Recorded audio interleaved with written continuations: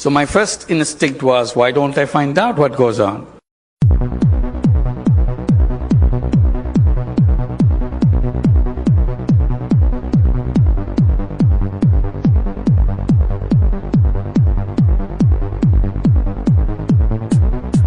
But the ultimate fact is, world cannot remain the way it is.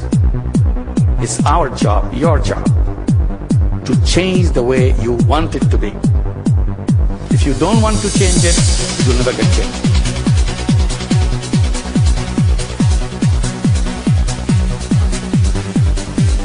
Standard or not, but this is how currency is created, and what I've found is that almost nobody really knows how currency is created.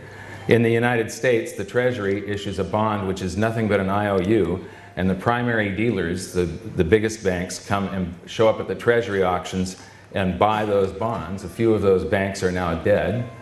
Then the Federal Reserve, through something called open market operations, will show up and either drain liquidity from the system or add liquidity to the system, and they will buy some of those bonds. When they do, they write a check from a checkbook that has nothing in it, and currency springs into existence, base money, paper dollars.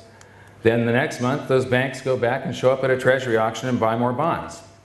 So what ends up happening is you have this buildup of bonds at the Treasury and base money, bonds at the Federal Reserve and base money at the Treasury, and then the government will do some deficit spending, and the government employees, the soldiers, the government contractors will deposit that in the commercial banks, your banks.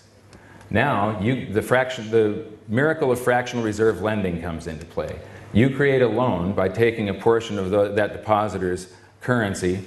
I'm going to use a 10% reserve ratio as an example here because it's easy math. So somebody deposits 100 rubles. You borrow 90 of that out of their account and you loan it to somebody, and that person buys something, a house or a car or whatever. The seller then deposits that into his bank account, and so now there are 190 rubles in existence.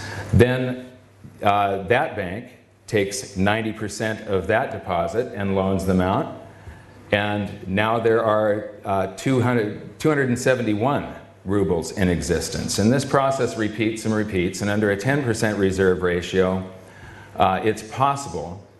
You wouldn't do this because you wouldn't push your balance sheets right to the edge, because you could get shut down. But if you go right out to the reserve ratio, and the reserve ratio is 10%, $100 rubles can create 1,000 by you guys. So that's it. That's the currency supply. It's a couple of bucks that was whipped up in this scam here, I call it, where they swap IOUs. A bond is an IOU. Loan me $1 trillion, I promise to pay you back $2 trillion in 30 years. A check is an IOU. Here's my check. You can go to the bank and pick up cash. So they swap IOUs, currency springs into existence. You guys get to magnify it, and you guys get to get rich off of this system, so it's really a good system for you. This system does transfer wealth from the population to the government and the banking system continually. So it's the whole currency system is a couple of bucks whipped up by that system, and then a bunch of numbers that you guys type into your computers when you create loans. It's just credits and debits on the books. In the United States, we pay a lot of income tax. I know that you guys don't here. Most of your government income comes from oil. I'm going to show you that oil is going to crash, prices are going to go down. You're going to have a really severe crisis here. The crisis is going to start in the United States, though. But anyway, in the United States, we have to work for some of that currency supply so that we can save it up so that we can pay tax. We pay that to the tax collector called the Internal Revenue Service. The Internal Revenue Service then turns it over to the Treasury, so the Treasury can pay the principal plus the interest on that bond that was purchased with a check from nothing. So all of this, the value of the currency, comes from all the labor and ideas and talent of the people right here. This is what actually gives it value. And because there was interest due on that bond, and there is interest due on every single one of these loans, there is always more debt than there is currency to pay the debt. In the United States, we have about $14 trillion, but we have $60 trillion of debt to pay with that 14.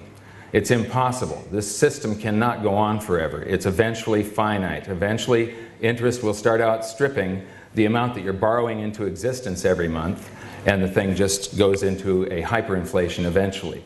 So, because there's interest due on this bond, and it's paid out of taxes, every paper dollar, every paper ruble in existence is a promise to tax us until the day we die, at least in the United States. You don't pay a lot of income tax here, but in the United States, every dollar in existence is a promise to tax us until the day we die, because it's borrowed into existence and it's all promised back. The entire currency supply is owed back plus interest.